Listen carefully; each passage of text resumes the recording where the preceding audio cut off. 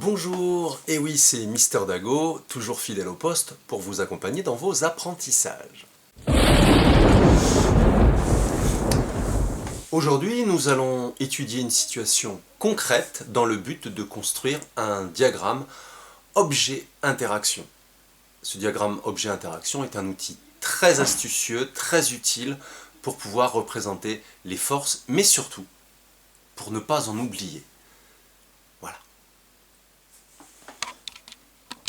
La situation, la voici. Une boule de polystyrène, une boule de Noël, et un sèche-cheveux. Alors j'espère que je vais y arriver du premier coup. Attention, ça fait du bruit.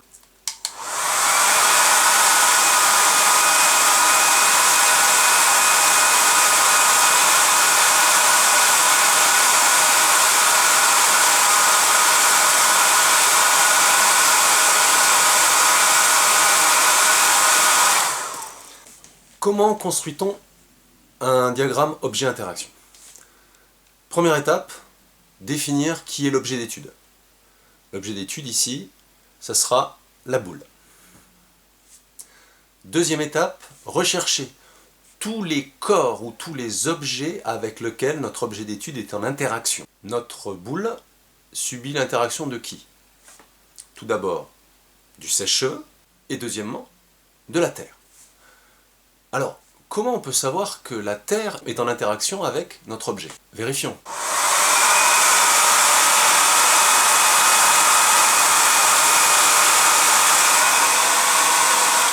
Si j'enlève le sèche-cheveux, la balle tombe.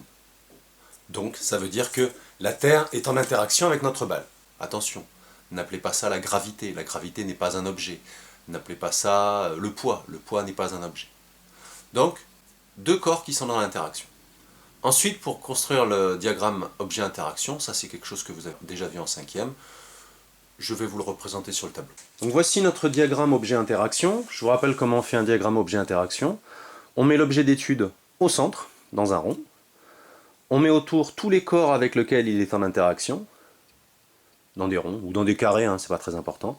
Ensuite, entre les corps en interaction, on met des doubles flèches, pleines, parce qu'ici c'est une interaction de contact, hein. Le sèche-cheveux propulse de l'air vers la boule, donc c'est bien du contact. Et ensuite, nous avons une interaction à distance entre la Terre et la boule.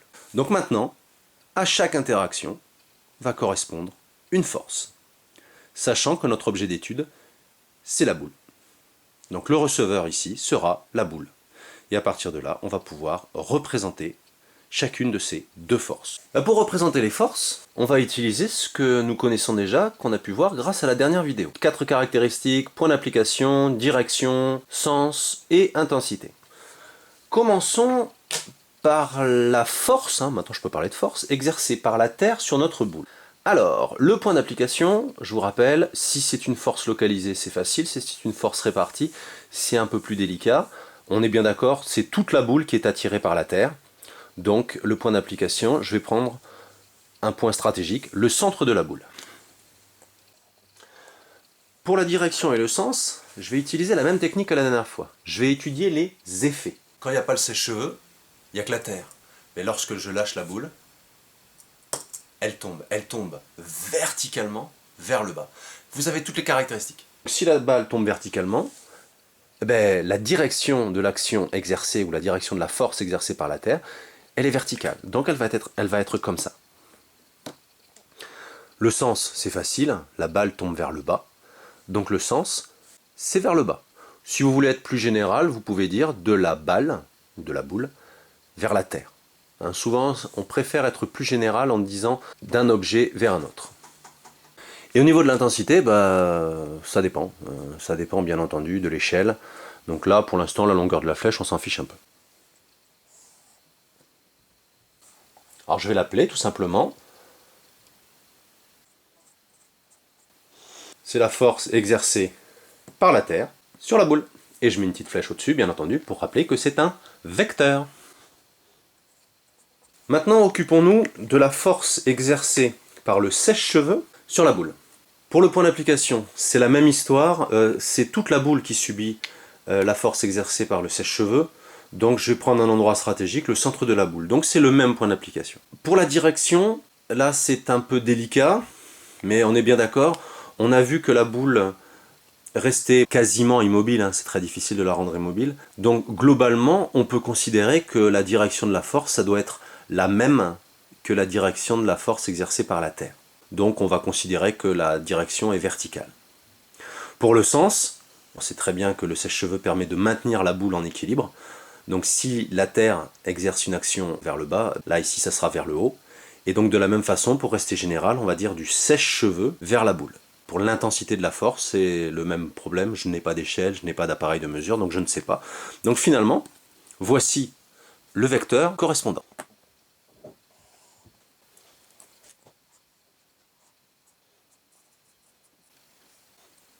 Voilà, donc je l'ai appelé force SC pour sèche-cheveux / boule. Donc force exercée par le sèche-cheveux sur la boule. Voilà, nous n'avons oublié aucune force. Donc grâce au diagramme objet-interaction, nous avons donc définir chacune des actions et nous avons pu les représenter. On a représenté les vecteurs correspondant aux forces. Voilà, donc si vous êtes méthodique, à nouveau, vous êtes sûr de ne rien oublier. Et voilà, un nouveau défi relevé par Mister Dago. Il serait judicieux à un moment ou à un autre que vous me lanciez des défis. Ça pourrait être sympa. Voilà, donc on se voit bientôt, bien sûr, les trucs habituels, cahier texte, devoirs, blablabla, blablabla. Là, à force, bien sûr, vous comprendrez que je me répète un petit peu de ce côté-là. Voilà, on se dit à très bientôt. Salut et bon courage.